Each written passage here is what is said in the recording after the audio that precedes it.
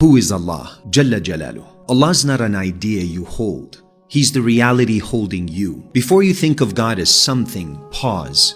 Because everything already needs Him to exist. Allah is Al-Haq, the real. Everything else is borrowed reality. The Quran doesn't begin by telling you what Allah looks like. It begins by telling you who you're standing before. All praise belongs to Allah, Lord of the worlds. Not owner, not manager, Rabb, the one who nurtures, carries, grows, sustains, corrects, and never abandons. Allah is the one who knew you before you knew yourself, before your name, before your fears, before your sins, before even your excuses. Was I not your Lord, he asks? And your soul answered, Bala, yes, indeed. Before your tongue ever learned language, that yes is still echoing inside you. That's why your heart is restless. Allah is not far.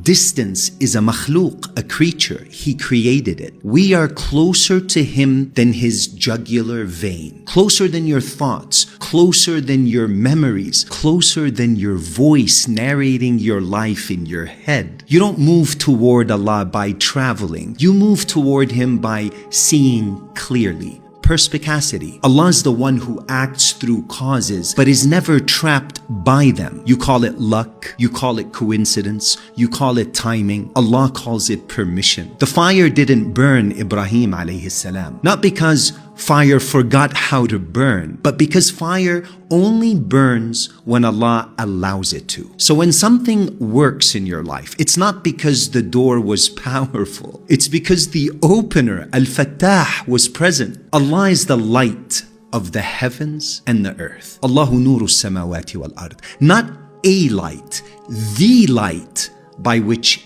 anything and everything is seen. Allah is Ar-Rahman, mercy before you deserve it, and Ar-Rahim, mercy after you mess it up. The Prophet sallallahu alaihi wasallam said, Allah's mercy outweighs His anger. Read that slowly. Not equals, outweighs. You think Allah is watching to punish you? Allah is watching you to return you to Him. Even your guilt is a form of guidance. Allah is not intimidated by your doubts. He created your intellect, not offended by your questions, because He placed curiosity in you, not shocked by your sins. He already knew the version of you that would fall and still created you. Why? Because Allah subhanahu wa ta'ala is not building perfect people. He's revealing who He is: forgiver, restorer, guide. If you never fell, you would never know His name, Al-Ghafur. Allah is the one who answers before you ask. You say,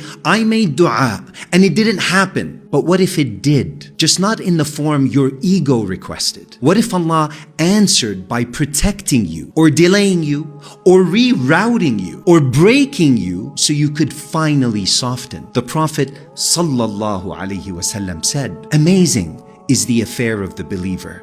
Everything is good for him. Not because life is good, but because Allah is involved. Allah is not found in noise. He's found in surrender. When the masks fall, when the strategies collapse, when you finally say, I can't do this alone. That's not weakness.